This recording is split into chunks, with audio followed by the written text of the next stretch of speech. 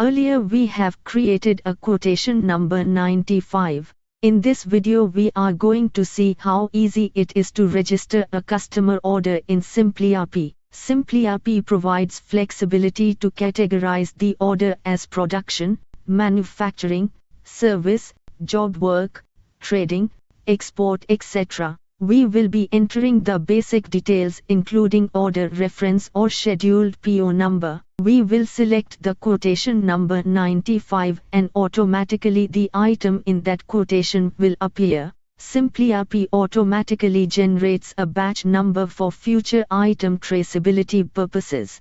However, we can change the batch number. We can mention the delivery date, which will ensure the follow-up calendar can be generated for various pending deliveries. Here you can see the tax is automatically calculated.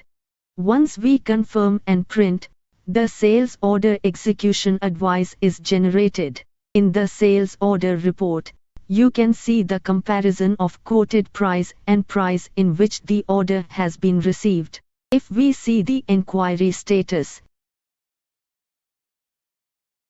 we can see an item in inquiry can be tracked to quotation to sales order as a single thread.